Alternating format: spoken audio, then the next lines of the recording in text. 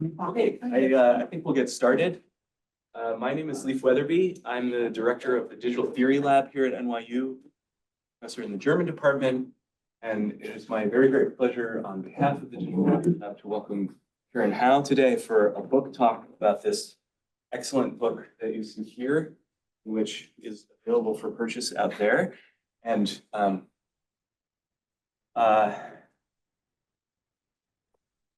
I'd like to thank the Remarque Institute for collaborating with us this year and for working with us, especially on space, like hosting us here. And also would like to acknowledge the Open Society Foundations, which have underwritten part of our lecture series this year. Karen Howe is an award-winning journalist writing widely for publications like the MIT Review, the Atlantic, the Wall Street Journal. Her book, Empire of AI, was published this past summer. It is a New York Times bestseller. The book, which you must get ASAP, is a lot of things at once, but above all, it is contagiously readable. It's a deep profile of the company OpenAI. It's an even deeper dive into the mind of its creator, the tech impresario Sam Altman. It's a global account of the labor, environmental resources, and the geopolitics that go into creating these strange systems that have taken over every area of discourse and policy, from education to healthcare and beyond. It presents a plain-spoken account of the technical stuff that AI is and does in a way that is super rare and clear, and it gives a good sense of the history of artificial intelligence and the weird philosophies that go into the current atmosphere in Silicon Valley. The term tour de force gets thrown around a lot. But this book is one coming at just the right moment and capturing so much that you just can't get anywhere else. I study this stuff as a pretty big part of my job, and I found this book enlightening, like in every chapter, on every page. Please join me in welcoming Karen.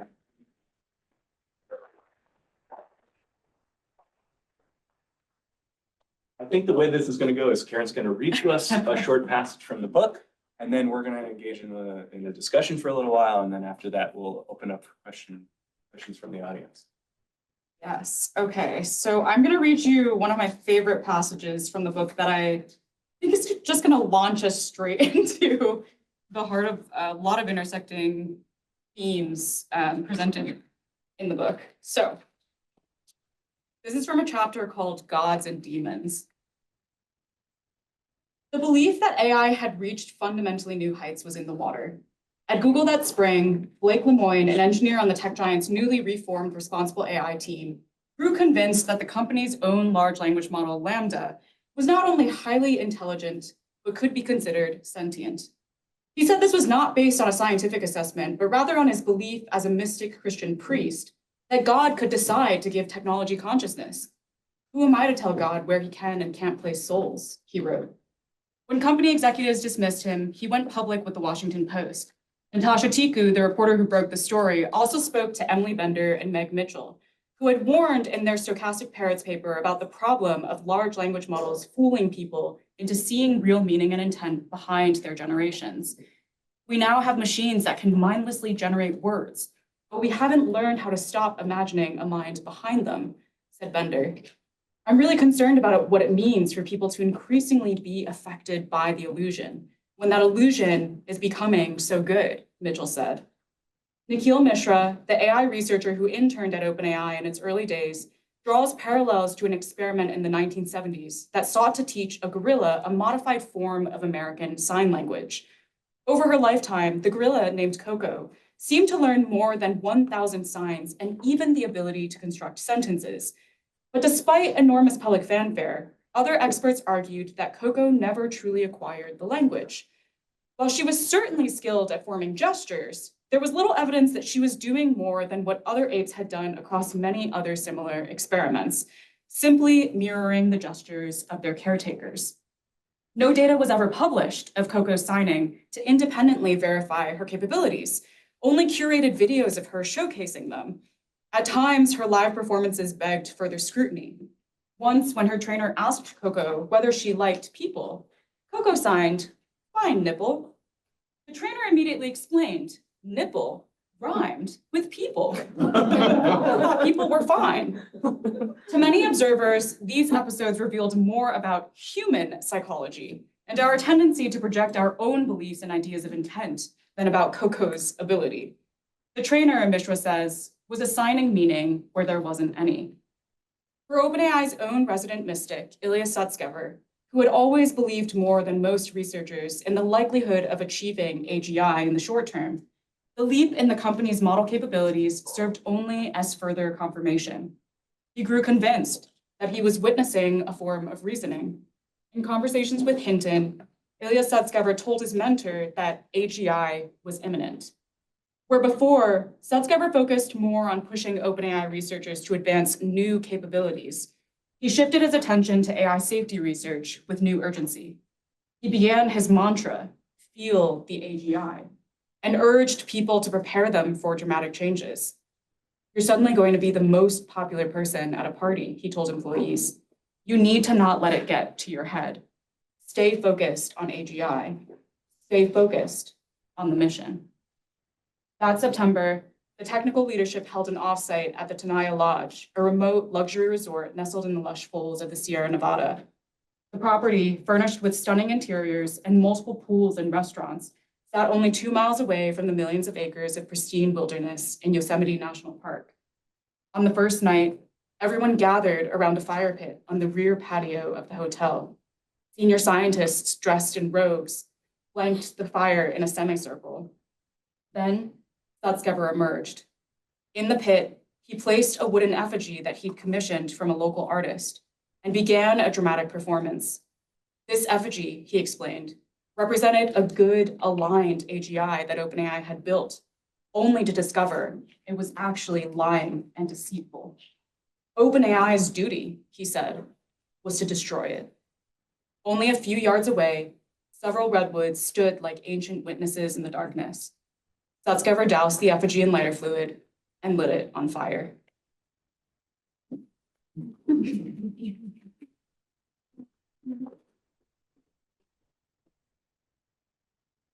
Let's sit right there.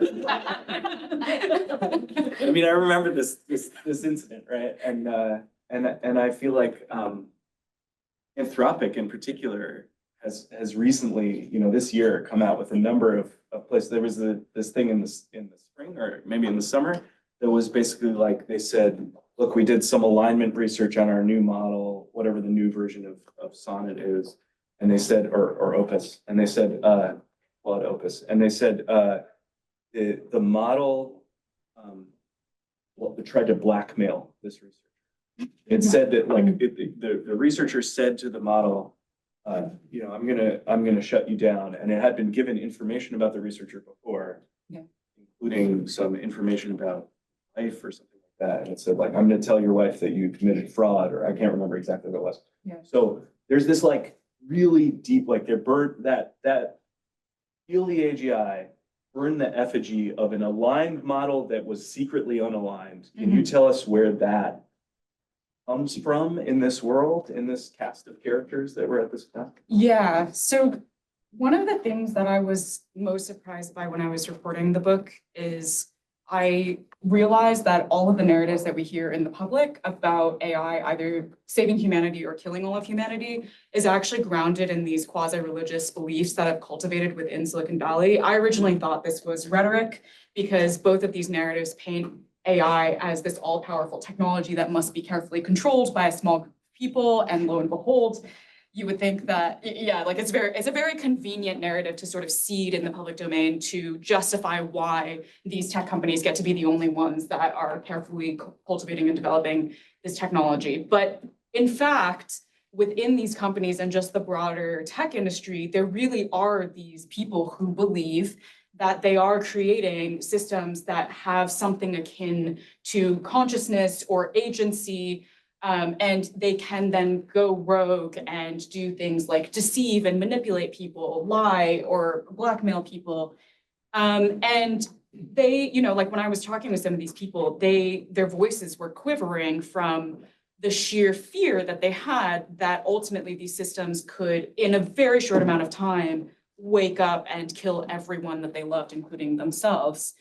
And part of the reason why I ended up putting in that passage, the part that Nikhil Mishra, the AI researcher, also talks about, like drawing this parallel to Coco the gorilla, is that it really is,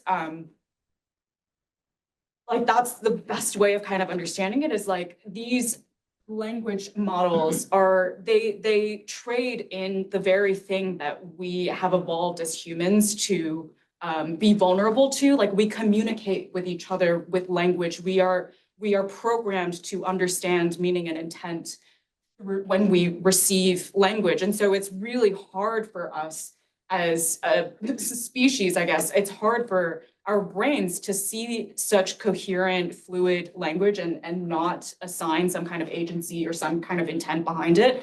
And so these people who have developed these belief systems, they center AI as the potential bad actor that could go rogue. And one of the critiques that I lay out in the book is that ultimately, you know, even if they are sincere in their beliefs and not actually trying to just use this as rhetoric to cast a spell on the public, there is still like a huge amount of shifting of the focus away from the actual problem here, which is that ultimately the real threat isn't the AI system itself having agency, but rather the people who are wielding the development and deployment of AI to consolidate an extraordinary amount of power. And we're sort of missing the plot if we have not recognized, or if we get too pulled into these quasi-religious beliefs that AI is the problem itself. Yeah, I feel like one of the big themes of the book, as I read it, is that there are these gaps. Yeah. Right. Like there's a huge gap between, you know, how it feels to exist in a world where large language models are a part of our daily existence, and the end of the human race on that basis in this way that's like kind of nebulous, right? And Yeah. there's a huge gap between, I think one of the passage that really stood out to me was you described moving to San Francisco and sort of like, you know, leading this double life as a tech person, Yeah. where you're like seeing, I mean, everybody who's been there knows, right? You see like San Francisco's a rough place on the street. And then, you know, you're in this top 5% of income earners and whatever in your cohort. And like, and you very elegantly show like Sam kind of not like struggling with that a little bit, but not really successfully, right? So there's that gap too. And then there's this gap about the AGI, where it's like, it's a little bit nebulous what that is to some extent, right? So I'm coming around to a question about the title of the book, but first I want to ask, because I'm not sure that people know, I think Sam Altman is like in the press all the time. Yeah. Right? Like people may have seen him being interviewed by, you know, Dwarkesh Patel, or like, you know, like, I don't know, been on Rogan, I don't know, you know, like he's on these like, he has, yeah. So like, you know, Sutzkever, can you talk about Sutzkever a little bit more? Because it seems like there's a sort of, one of the things that you do an amazing job of in this book is you tell the story of the company. And there's like, I mean, rightfully so, we get, I think I've heard you say this in interviews, but like, or I've heard other people say it this way, which I kind of agree with. The impression I get from the book is that Sam Altman is a pathological liar.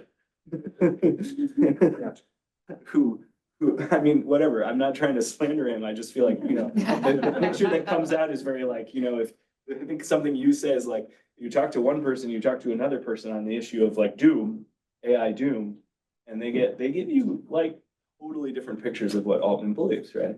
But there's other people in this company. And it seems like Sutzkever is a really, he's the brain, right? Yeah. Is that right? So how does that square with him burning the effigy? Like on the one hand, it feels like Sutzkever is this guy who's made really important, actual groundbreaking discoveries in AI research.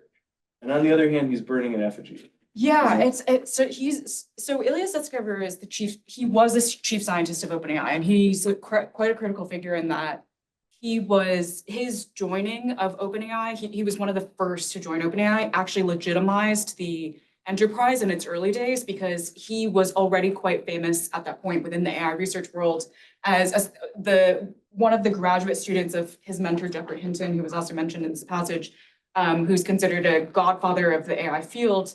And the reason why Sutskever was saying this is he had worked with Hinton during his grad school years to produce a really, really groundbreaking paper in 2012 that introduced the concept of deep learning, this idea that you could take software, put an extraordinary amount of data into it, and then it could start doing something useful. And at the time in 2012, Google then realized that there could be a lot of commercial effects from acquiring this technology. And so they hired Sutskever and they hired Hinton, and they became a part of a core team for Google AI research, all that is now producing things like Gemini today.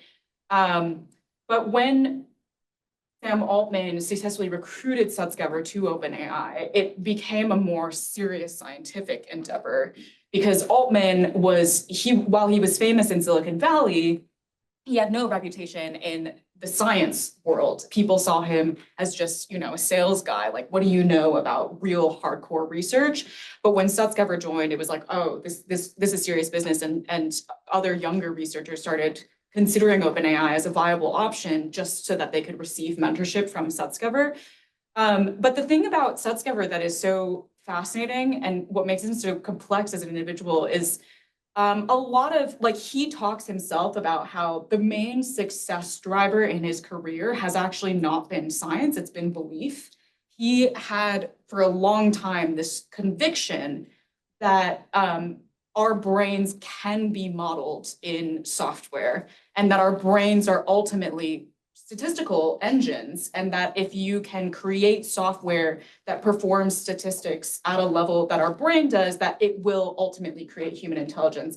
And so he imbued OpenAI with this kind of scientific/philosophical bet that if you just take neural networks, this software, and scale it to brain size, that ultimately you will lead to some kind of general capabilities and you will have a human in a computer. And for the last few years, there have been remarkable things that have come out of this high conviction bet that was driven by just his belief that this is how brains work and this is how we should replicate them.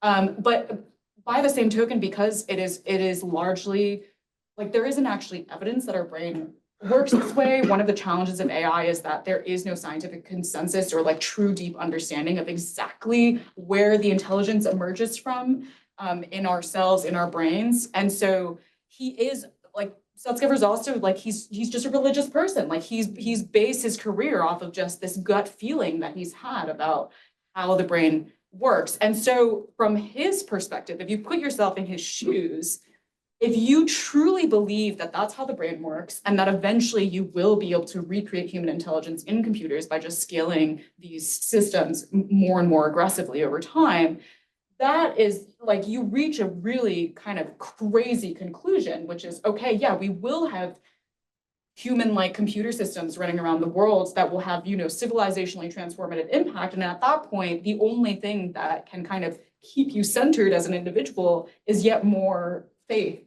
that hopefully humanity is going to end up figuring out a way to deal with this correctly. And so I think that to me is why he's also someone that engages in these kinds of strange religious antics, like the burning of the effigy, where it's sort of he is split-brained. There is a part of him that is very scientifically minded, and there's a part of him that just is grounded in these really theoretical beliefs that have, from his eyes, started manifesting through the evidence that scaling of these systems have led to some kind of remarkable changes in AI capabilities. Yeah, I mean, that just strikes me that there's a whole history of empiricist philosophers and scientists who think that the proof is so much entirely in the pudding that it ends up being well, what we believe is the only thing we have, but it's also not that important.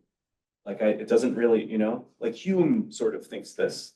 Hume is well, we kind of just have to deal with whatever, happens and whatever our habits, whatever. And he's and then that accrues to belief. Yeah. And there's nothing else there really, right? Yeah. So it's not a religious attitude, it's the opposite of a religious attitude in Hume, but it's I feel there's that the mindset of the engineer is super interesting in this case. In computer science, there's the whole history of Moore's law. Mm-hmm. And then they go ahead and they say Moore's law being the shrinking of the transistor until, you know, like, until you just get like an enormous amount of compute from, you know, it's, you know, the original computer had A room this size. yeah, a room this size, but it only could run like, you know, a handful of kilobytes in memory, and this has like, you know, billion transistors in it. So like, but they have this idea of open AI's law, which you referred to just now. It's the scaling, right? Yeah. And I think like the reason I asked about Sutskever is that he really has been present at some pretty big scaling levels, including ultimately ChatGPT, right? Or like the GPT series that led to ChatGPT. Do you think they've hit a wall with scaling now? It feels messier now, even than when your book came out, let alone like the beginning of the year. Yeah. Do you know what I mean? Like if you look back on 2025, that feels bad to say that.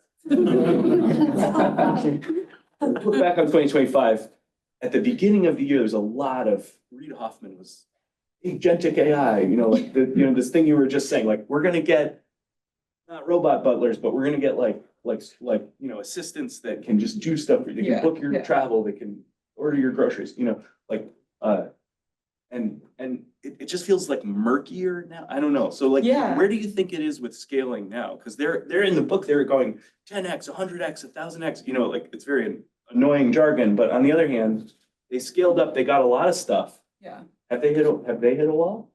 Yeah, I think in order to answer this question, maybe I can do like a brief history of AI development.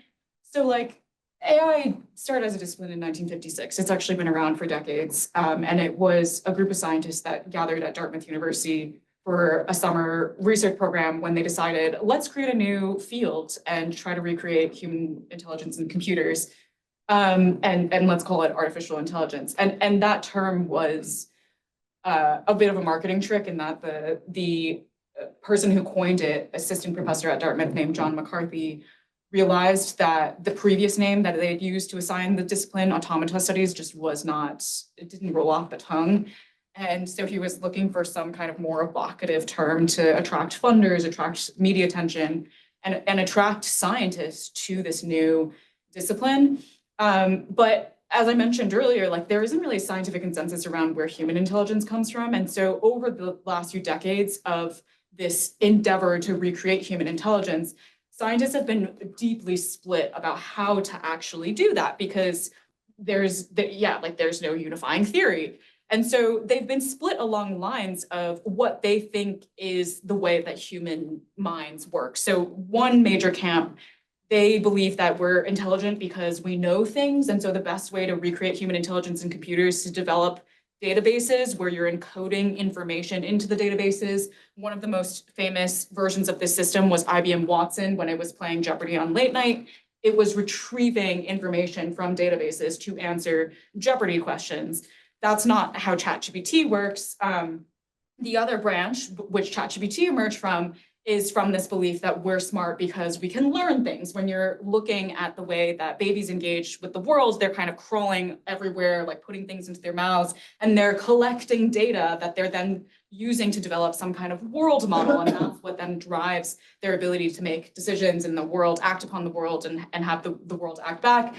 And so that's the discipline that ultimately becomes deep learning. Originally starts as machine learning, then becomes deep learning, and now we have ChatGPT as this like giant statistical engine that's learning from data and trying to make decisions from that data. So there's like a wide range of different techniques that have long been entertained within the AI discipline to try and figure out how we might eventually get to like more and more capable systems within machines. And some of it is data-driven, some of it is database-driven. And there's also like other types of techniques that have kind of emerged that don't necessarily strictly fall into both in one or the other camp. Like there's one branch that's trying to blend the two called neurosymbolic AI, where They believe that our brains actually, we're smart because we both know things and we learn things. Like when you're taught math in school, you're not just shown a bunch of formulas and then your brain somehow derives, the fundamentals of math. Like some people can do that. like Newton could do that, but like most people are actually just taught like 1 + 1 = 2, memorize that, and then you kind of learn in other scenarios how to like make decisions over time. And so to come back to this question of like, are we hitting a wall? Like when OpenAI decided to bet on scaling, that was an extremely unpopular position to take within AI development. Like they basically were saying, we hypothesize that we have already figured out all there is to figure out about recreating human intelligence computers. The only thing we need to do is just throw more data and more compute at the problem. Compute meaning like larger and larger supercomputers at the problem. And that was like, at the time, like people like OpenAI was literally the laughing stock of the AI world. People just thought that that was like really intellectually lazy. Like, what do you mean we've figured out everything there is to figure out about replicating human intelligence and you can just throw money at the problem? Like people were like, there's definitely missing ideas here. We still need more fundamental breakthroughs.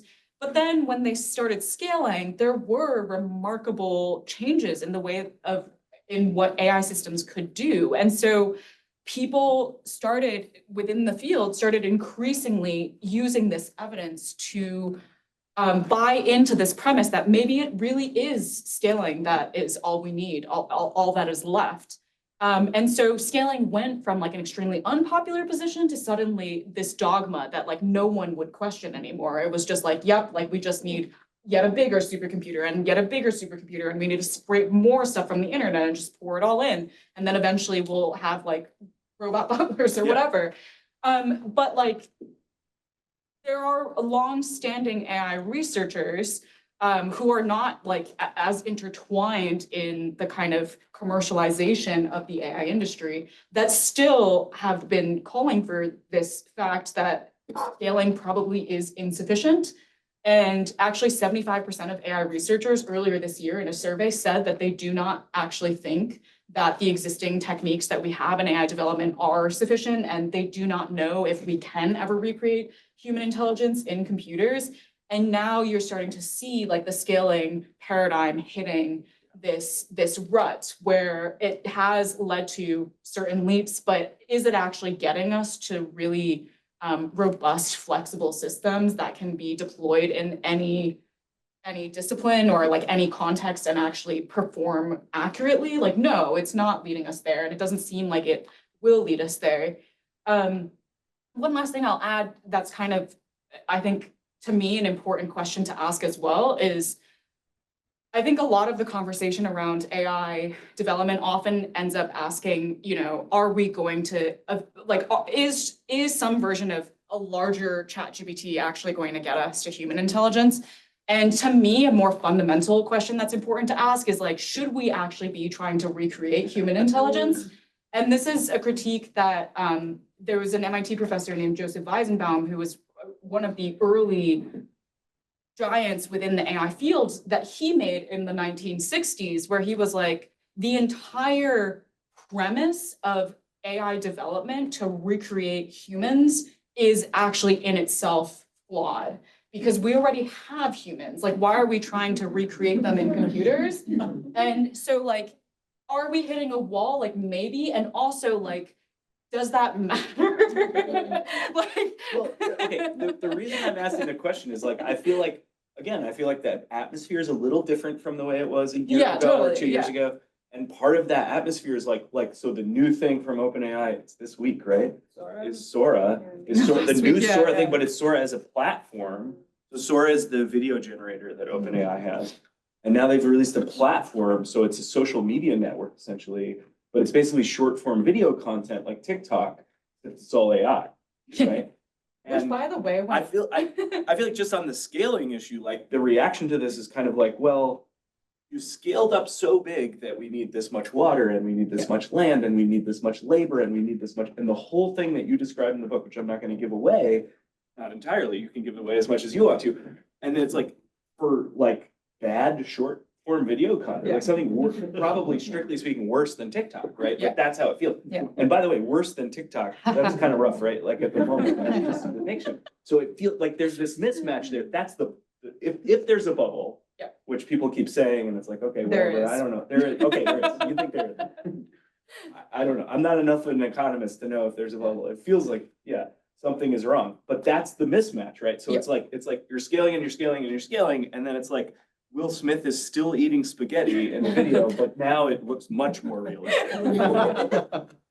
Yeah, I mean, yeah, so like a crazy thing about AI slop talk is that when I was reporting the book, a source literally told me, this crazy thing happened this week. Someone proposed an AI slop talk and he was like laughed at within OpenAI. Yeah, Because we were like, that's a terrible idea. We definitely shouldn't do that. right. And then like here we are, like whatever, a year later. And so yeah, they are really getting just incredibly desperate about like where they're actually going to monetize from. And a bunch of people have pointed this out in their own analyses of like, why the hell do we now have an AI slop talk, is that OpenAI is basically trying to create some kind of vehicle for which to then do advertising, like Right. gather all this data Right. and then Right. insert ads between like the AI slop. Yeah. And use that as a way to generate more. I was thinking about that while I was income. like rereading pieces, like thinking about how it's difficult for them to do that with the chatbots. Because people Yeah, use the exactly. chatbots in these somewhat intimate ways, like either it's like outright romance, or it's at least like therapy, or it's even just like a tutor who's like helping you learn some math concept. So if like right in the middle of that, they were like, Geico has, like this would like really undermine the product, right? Whereas Yeah, you're yeah, used to it in a exactly. visual format. I think that's, so can you just say, I just want to just, before we get too deep into the time, can you say something about the title? Yeah, Just like, so why Empire of AI, like, I think you earn this title. I don't know how much you want to say about it. Like, people should read it because it's really there, but can you say yeah, something no, about what it I'm means in happy this? Yeah, to say more Yeah. about the title. So the title refers to the main argument that I make in the book, that we need to think of these companies like OpenAI as new forms of empire. It's not just trying to evoke like big company, because Silicon Valley always talks in the language of empire. It's trying to draw real concrete parallels between the empires of AI, as I call them, and the empires of old. And there are really four parallels that I hit upon. The first is that empires of AI lay claim to resources that are not their own, but they reinterpret the rules to suggest that those resources were always their own. So that refers to all of the data that they're scraping from the internet and saying that it's wholly in the free domain. That refers to all of the intellectual property that they're taking from artists, writers, and creators, and saying that it's totally fair use under copyright law. They also exploit an extraordinary amount of labor. This is parallel number two, where it's not just they really engage in like horrific labor practices, where they employ tens of thousands of workers in a lot of poor countries to produce the technology that ultimately is the backbone of ChatGPT, or other chatbots from other companies. And they force them to work in terrible conditions. They pay them very little amounts of money. It also refers to the fact that they're ultimately producing a labor automating technology that is automating away jobs, that is eroding workers' bargaining rights. OpenAI's definition of AGI on its website is officially highly autonomous systems that outperform humans in most economically valuable work. So they quite explicitly tell you that they are going after a labor automating version of AI. The third parallel is that empires always monopolize knowledge production. So in the past decade, we've seen the AI industry become more and more resource rich, that they're able to pay these extraordinary salaries that have bought up most of the AI researchers in the world. Like, I don't know if people have been following some of the Meta headlines. Like, Meta is paying at this point like $100 million compensation packages for some researchers, And which EA is salary. insane. And so most of the researchers have become co-opted by the corporate agenda, where the research that they're producing is ultimately controlled by what the companies want the public to know about the limitations and capabilities of these models. And you can imagine, like, if most of the climate scientists in the world were bankrolled by fossil fuel companies, we would absolutely not get an accurate image of the climate emergency right now. And this, in the same way, we're not actually getting an accurate image of what AI can and can't do for us. So it's through the monopolization of the key people that produce knowledge, they're able to essentially continue to justify their actions and censor any kind of information that undermines their actions. And then the final parallel is that empires always engage in this kind of moral existential imperative for why they exist. So these companies paint themselves as the good empire that is on a civilizing mission to bring progress and modernity to humanity. And they have to be an empire in the first place to be strong enough to beat back the evil empire. And in OpenAI's history, the evil empire was originally Google. Now the evil empire is China.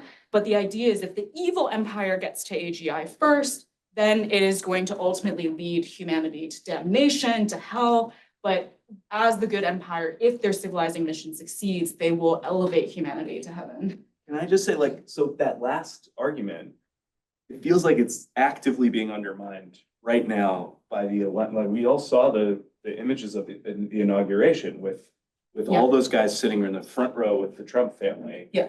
And like now, you know, the Department of Defense is handing out $200 million contracts to every one of these companies. They gave one to Grok like within 3 or 4 days of the Mecca Hitler incident. Like, it's very weird scenario right now. And I feel like, just to go back to the knowledge production one, point, like, one of the things I always say about these is like, they sort of like draft on the impression that this is all based on science. Yeah. But none of it is scientific. It's like, it's engineering to create a product. And then something happens, which could be an object of science, could be really interesting to, and there are many people in the academy, including the Digital Theory Lab, who are like studying them in that interest of interpreting them. And they do some of this work too, like Anthropic is particularly active in interpretability research, although it's motivated by all those like, sort of science fiction concerns you mentioned earlier. But it would cost billions and billions of dollars to do science with these objects because you would have to differentially train them over and over again with different data to compare their outputs, right? Yeah. And to compare their outputs, like you're just operating in such a stratosphere of amount of data, and then you're compressing that data. And when you do that, you'd have to run that over and over and over again. Yeah. I found out, I said a similar point last year at an event in this room, actually, and somebody said, oh, actually, like the NSF is trying to fund research along those lines. Well, not anymore. Right. And I feel like, there's this issue there with the good empire, bad empire version, where, without saying like, I'm not, like, I just feel like, right now, what's the plausibility that Sam Altman, who has decided that, well, I don't agree with Trump about everything, but I see the good heart of this man or whatever.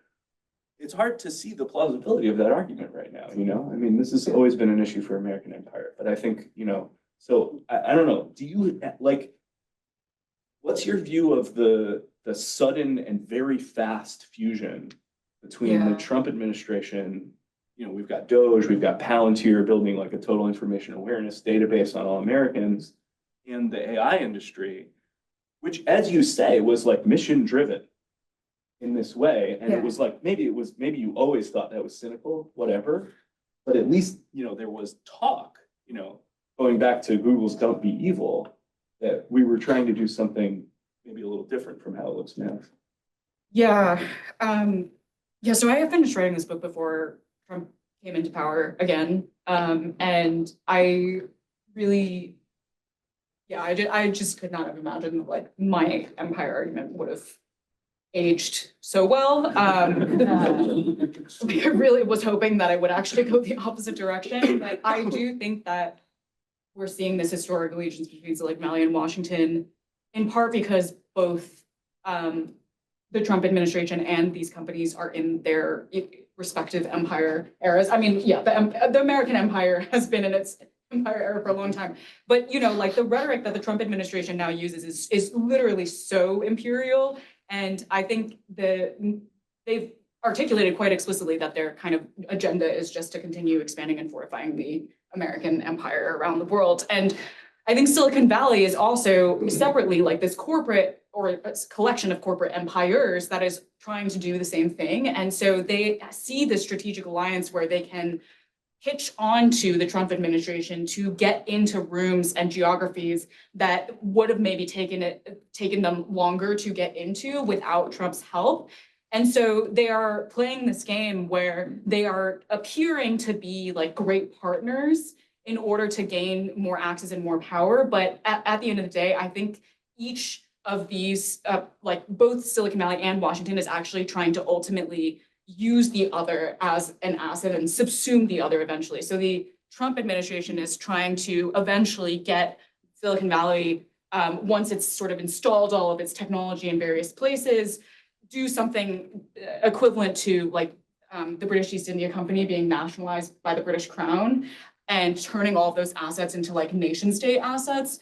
And I think Silicon Valley similarly is trying to undermine like government institutions as quickly as possible by deploying their technologies and creating a dependency of the government on themselves so that eventually they're actually the ones running the show. Like they're each trying to subsume the other. And it's just like, not like, it doesn't matter who wins. It's like bad for everyone regardless.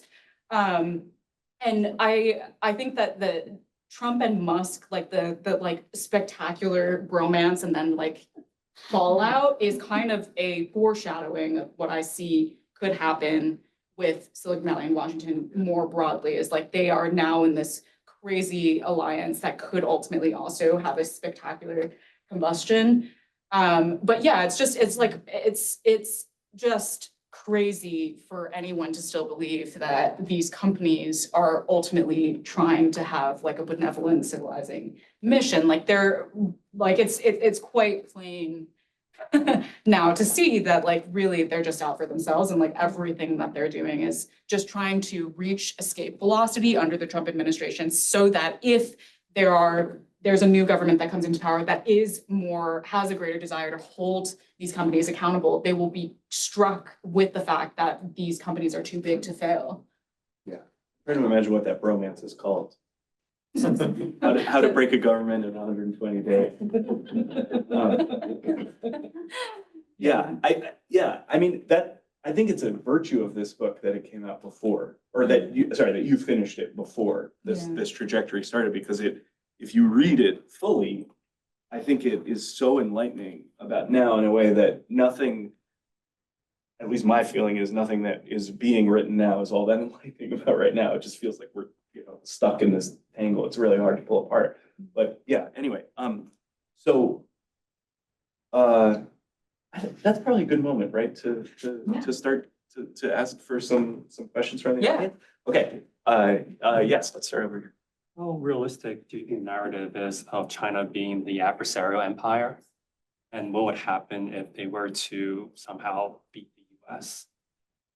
So I do not buy into the AI arms race narrative. I think it is one that is only serving of Silicon Valley, because if you look at the evidence of what this argument has gotten us, like Silicon Valley said 10 years ago or whatever, don't regulate us, regulate China, and the US will leave China in the dust, and then we'll have a liberalizing effect on the world. And like exactly the opposite has happened. Like the US government did avoid regulating Silicon Valley, did try to regulate China through export controls. And now the gap between the US and China AI capabilities has never been smaller, or technological capabilities in general has never been smaller. And Silicon Valley's had an illiberalizing effect all around the world. And so like one of the things that I think has been sort of lost and was really perpetuated by OpenAI and a lot of these companies like Anthropic in particular, is that the US and China have long had a history of actually scientific and technological cooperation, where they have partnered to advance technologies that are beneficial for everyone, not just for like the population of their own citizenry. And AI is one of the areas that they've actually had extremely high amounts of collaboration. And there's like so many famous examples of how that cross-border collaboration led to leaps in advancement in AI development. So one of them is the development of the residual network, which is a neural network that was just as influential as the transformer network, which is now the underpinning of generative AI today. That was developed by Chinese researchers who worked in the Microsoft Beijing office, and it became the foundation for the first era of AI commercialization. And so there was a time when people within the AI discipline actually had the outlook that more cooperation, more global cooperation is better. It advances ideas faster, it brings more benefit more quickly. You also have more people critiquing these systems and looking for their failure points so that we can shore up those failure points more quickly. And it creates more global stability because you have all of these entanglements that then kind of get in the way of broader competition or even war. And after OpenAI and Anthropic and other companies started entering this space and essentially fear-mongering to close off the science that they were doing within their companies to then protect their IP, it was only then that suddenly the narrative flipped on its head within the AI world. And now, like, we should not be cooperating with any, like, not just China, but like anyone at all costs, because America needs to be like the sole controller of these systems. And so it just doesn't, like this whole narrative has been extremely manufactured. And now like a lot of Chinese companies are stepping into the void of what the US left behind by producing all these open source AI models that all of these other companies from around the world are building upon.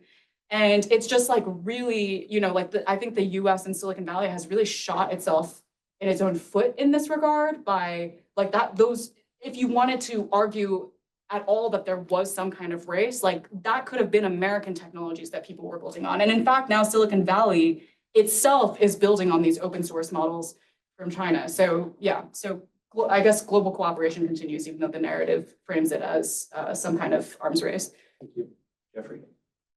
Yeah, I wanted to ask about, so there was a paper that was released by Apple recently, I guess like within the last 6 months, about complexity and token use that questions the agent model, the new reasoning models, and basically demonstrates, and I know that there are motives for Apple to be publishing this paper, so I understand that. But I was wondering if, in your experience with reporting in Silicon Valley, like in the 1980s, there's the famous, symbolic AI, the AI winter. If there's any mention, however cursory, of the possibility that the model that we're currently working with, that they're currently working with, is limited in some respect, or that something like winter is possible.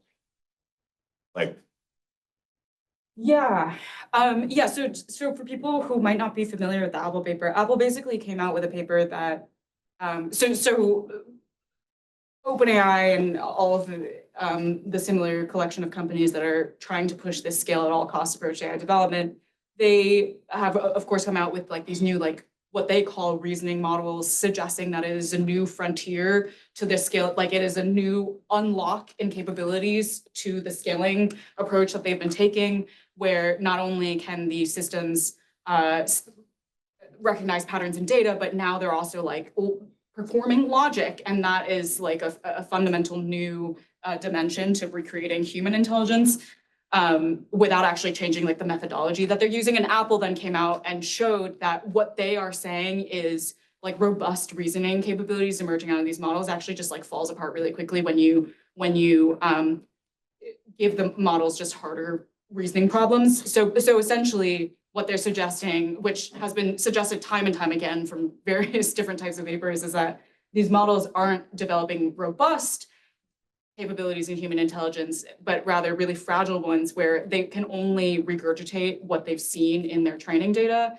And part of the challenge of evaluating these models is that these companies will not tell us what is in the training data, which is in the past was like a foundational aspect of AI science, and evaluating AI science was scientists would release the model and the training data so that you could see that truly there was some kind of difference between what the model was doing and what had been fed into the model.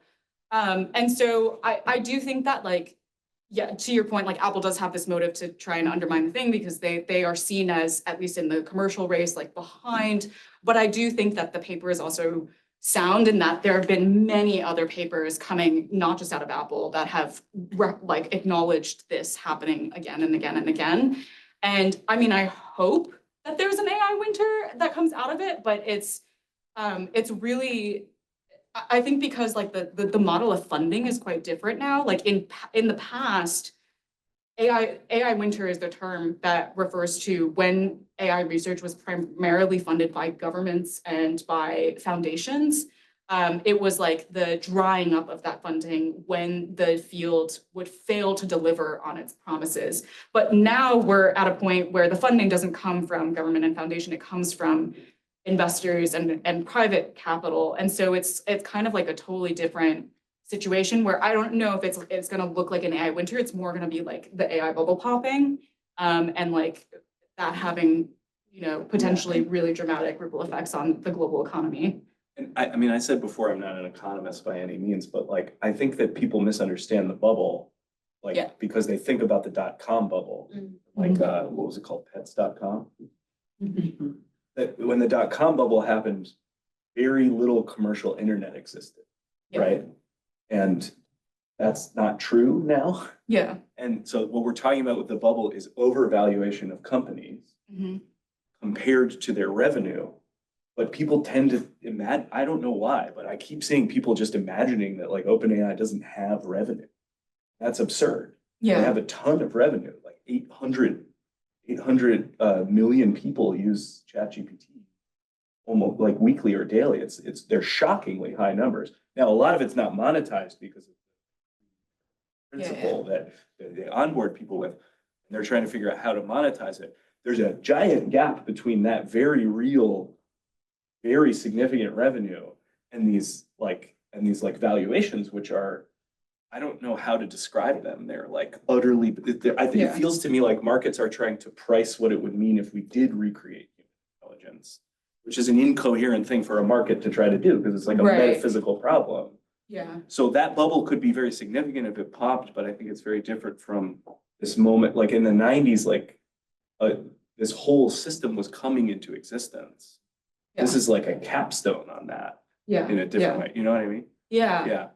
There was this really amazing analysis that I read the other day from I'm forgetting her name, Kyla something. She writes an economics Substack that's really extremely like well reported and popular. And she was talking about how the entire US economy is now just AI. Yeah. Like if you actually look at all of the stocks that are not related to AI, they're actually in decline. So the overall US economy is fragile and in decline, but just the AI stocks are floating at like a level that is so difficult to fathom that it's kind of like creating the appearance of a strong economy.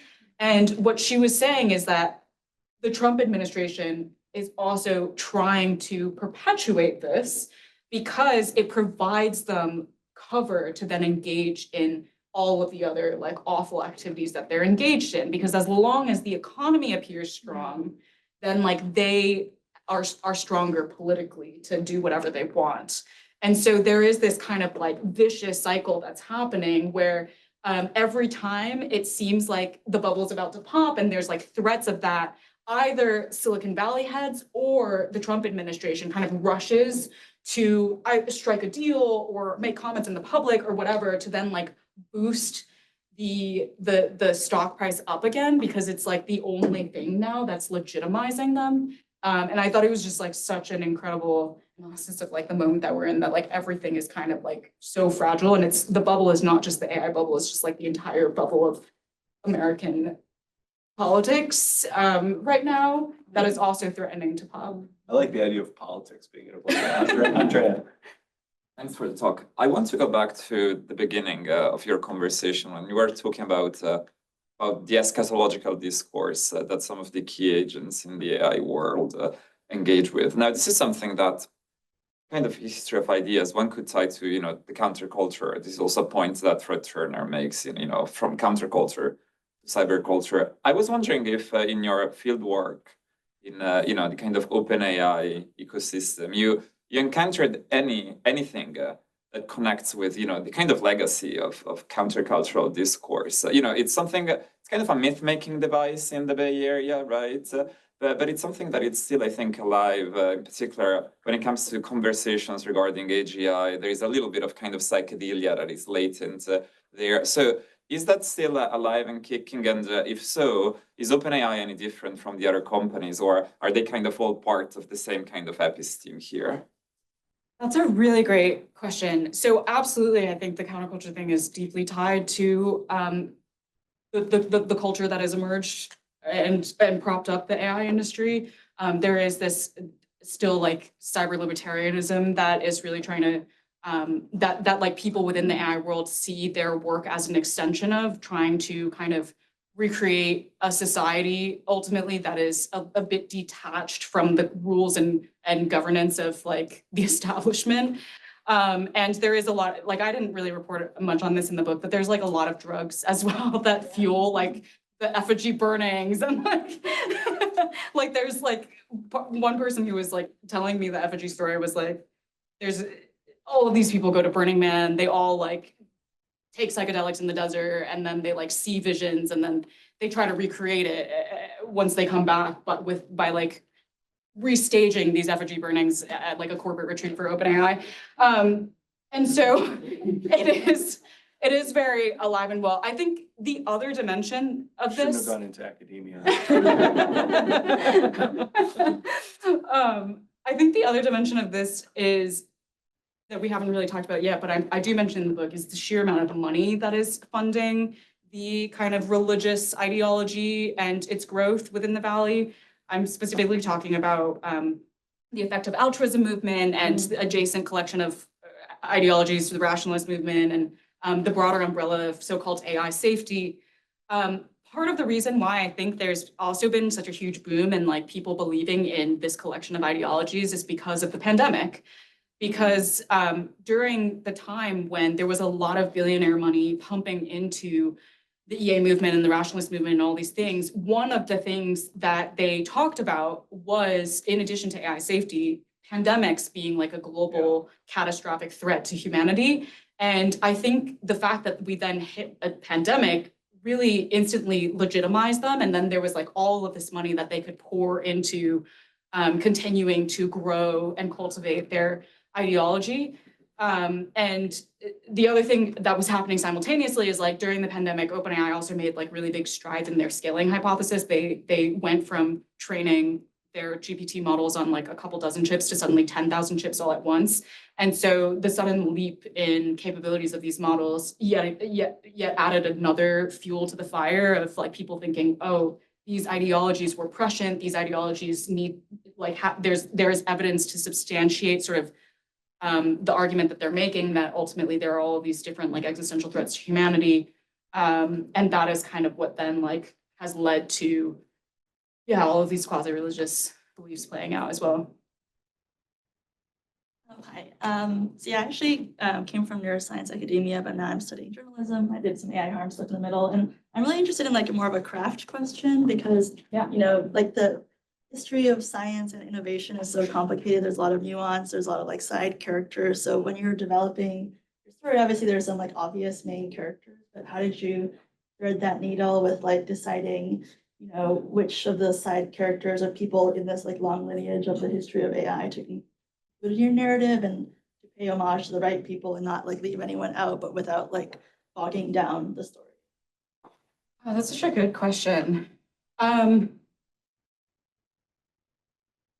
How did I pick the characters? Well, one of the, I don't know if this fully will answer your question, but one of the things that I thought a lot about in terms of how to just weave together so many characters into like a unified story that didn't confuse people a lot was thinking about the way that The Crown like does this, because The Crown is ultimately a story of empire through the eyes of different people that exist either at the heart or at the outskirts of empire. And so I was trying to figure out like, how can I do a similar thing where kind of every chapter you end up following a small subset of people and you're following them because their stories in of themselves as individuals are compelling, but also because it tells you something bigger about the landscape of empire that I was trying to map out.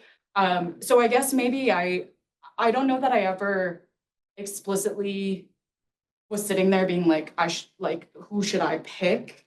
But this was sort of like in the back of my mind when I was putting together, like trying to assemble the cast of characters, I guess. And the other thing that I do in terms of not just picking, like figuring out who to center, but also like which details to bring out in,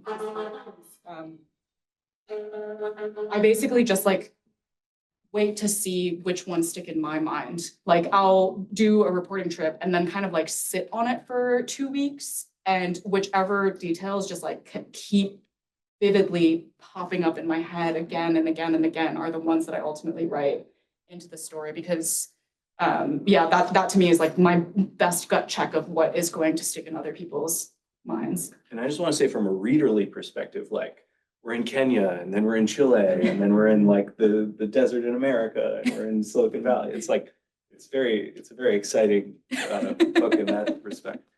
You know? Yeah, I had hey, Karen. I had a question earlier when you made the comment about a future divorce between Washington and the industry. And it occurs to me in a lot of conversations I have with my colleagues about the way in which there are sort of neat partisan divisions when we think about positions and perceptions of AI. And you can even zoom out with some of the stuff you've talked about when it comes to ideologies, same sort of thing. There's nothing that's sort of neat about how to group people together in sort of how they're approaching their ideas on AI. And it has always sort of occurred to me that like there is still like a sort of kind of prism effect in which you can still grasp some kind of kernel as to sort of how someone comes to where they land on AI, whether they're skeptic, optimist, what have you. I'm wondering, you know, maybe you have a better way of articulating kind of like that sort of weird pattern or phenomenon. Like how, do you have a sense of how you, when you're talking to sources and you're talking to people, like a predictive sense of where they're probably going to land when it comes to how they land on AI? Yeah, that's a great question. You mean like how they, like, do I have a predictive sense of what camp they are in already, or like where they might, which camp they might end up eventually evolving into? I think where they stand already, but I mean, also if you have thoughts on where they feel like they might be led. Yeah, I guess the short answer is yes. Like when I'm talking to someone, it's pretty, I can usually tell within like 5 to 10 minutes, like where they stand, which camp, and it's because the vocabulary of each camp is extremely distinctive.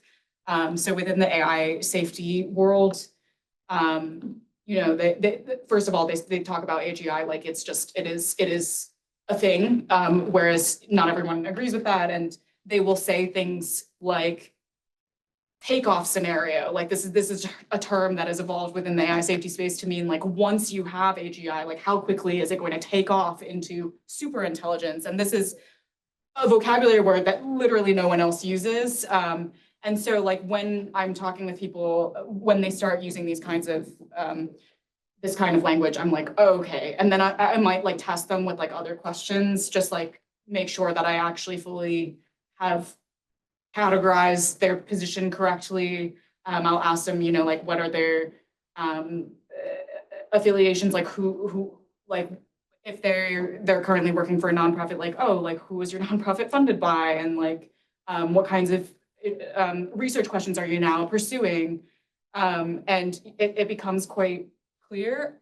That said, I do think that that the lines are increasingly getting more blurry.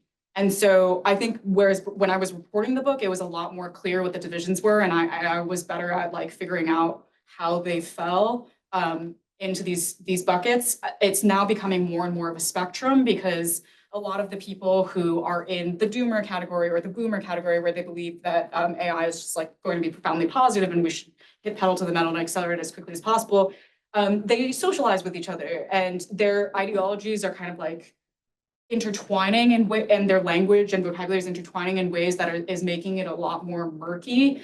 So it's become harder for me to really ascertain. And the other thing that's happened is there's a category of AI doomers, people who think that AGI is going to kill everyone, or at least lead to some kind of catastrophic risk, that have realized that they have lost a lot of political clout for backing this narrative, and that this narrative is not necessarily the most popular among Washington or among the public. And so they have started broadening the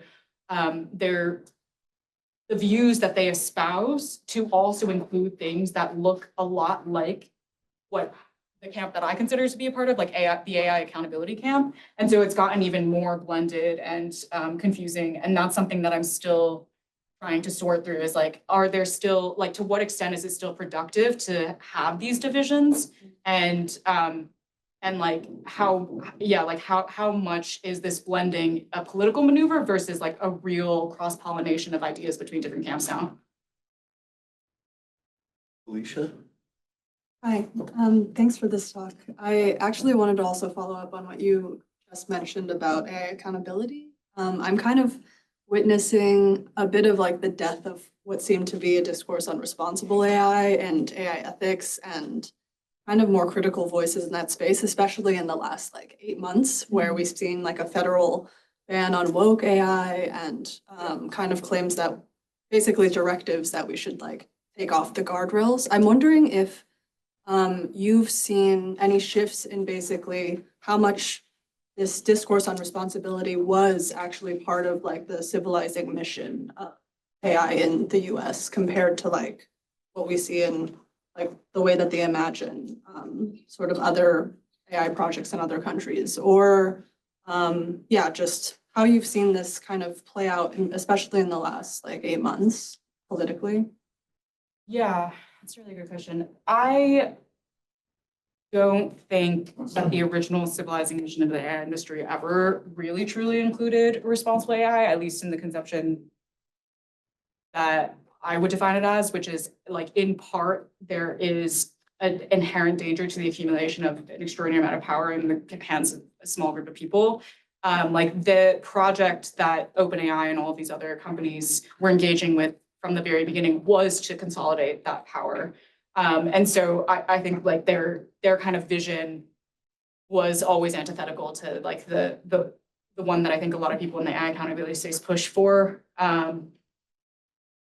I do agree with you that there is a more explicit death that is happening with the way that the Trump administration is literally calling out, like, that we should stop being responsible in XYZ ways and like stop acknowledging that climate change is real and so on and so forth.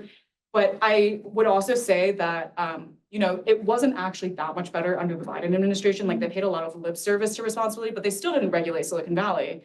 And they were still quite cozy in a lot of ways to these tech executives and giving them a lot of berth. Like, a lot of the export control stuff that they did was actually initiated under the Biden administration.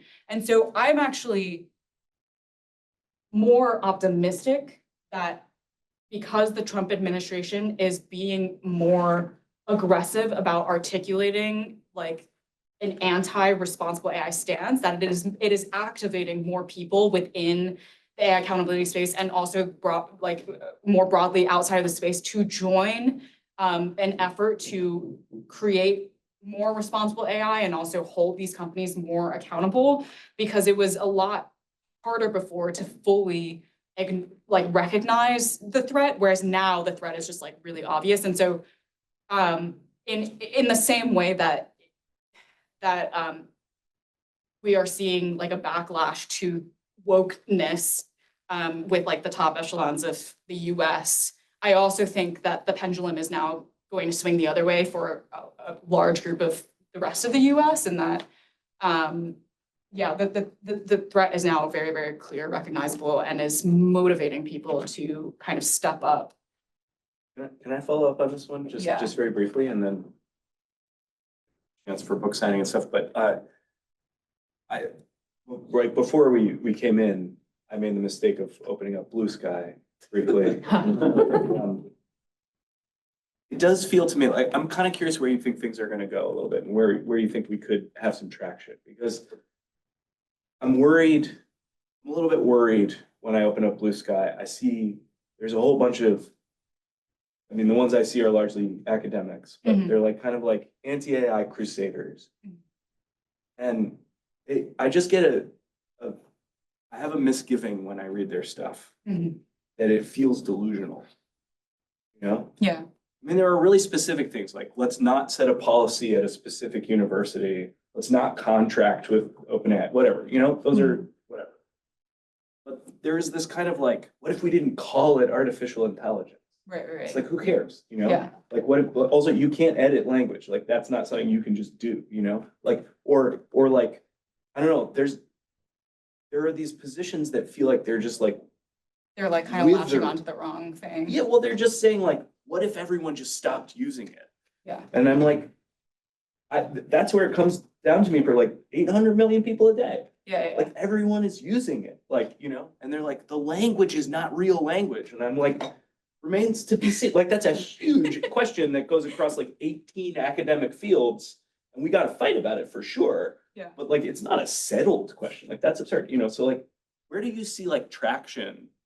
Because I really worry with the critical AI people that they're just like, they're like in the ivory tower going Yeah. like, what if we didn't? And I'm like, but everybody is, you know, like you gotta be grounded in some form of social reality here. Yeah, the thing that in terms of like, what do we do next? Like the thing that I have really been trying to advocate for is the critique of my book is not about all AI in general. Like it is about a very specific conception of AI that is being pushed by Silicon Valley that essentially just provides cover for them to consolidate more power. But there's like a whole basket of other AI technologies that are not just the scale at all costs AI paradigm that I actually have a lot of optimism about. And so one of the things that I think we need to do next is basically start reimagining what a more productive relationship with AI could be. Like what kinds of AI tools can we build that will actually be in service of the main challenges that we face today as a society, like climate change, healthcare, better education, clean air and clean water. Like the current Silicon Valley AI paradigm is literally an attack on people's clean air and clean water right now. And so to me, I guess there's like two things that I hope to see that I think can have traction. One is containing the empire by applying pressure to the pillars that support the AI empire. And what I mean is like, you know, artists and writers that are now suing these companies saying you can't just take our intellectual property. That is like a pressure point that they're applying onto the fact that these companies actually need access to a lot of data and free data in order to kind of perpetuate their imperial expansion. There are all of these movements around the world that are starting to push back on data center expansion in their communities in the same way, where they're just not allowing these companies to occupy that land or take that water, take that energy, and they're applying pressure on that pillar. There are investors that are starting to be like much more active about like speaking out about the fact that there's a bubble and that money needs to start being redirected away from the development of these systems, and that's yet another pressure point. And so that's one category of things. Is like, how does everyone, regardless of where you sit in society, find a pressure point to apply pressure to, such that this enterprise that's already very weak at its foundations starts to collapse, and then like, how do we redirect all of those resources, redirect all of that intellect and that talent and that creativity towards then these new conceptions of AI that people can still use and benefit from, but it's no longer built on this really extractive, exploitative system of power. Yeah, and so that's how I'm thinking about like, how do we get to a place that is just better than where we are now in a more practical, pragmatic way. So I know there's more questions. Karen's gonna hang out for a little while. Maybe sign your book if you've got a book, or if you get a book. And there's still some lunch. We can be here for a little while longer. So I'm going to encourage you to come ask your questions individually, yeah, and then do that. And thank you all for coming on not the best day weather-wise. And thank you so much again to Karen for this. Thank you.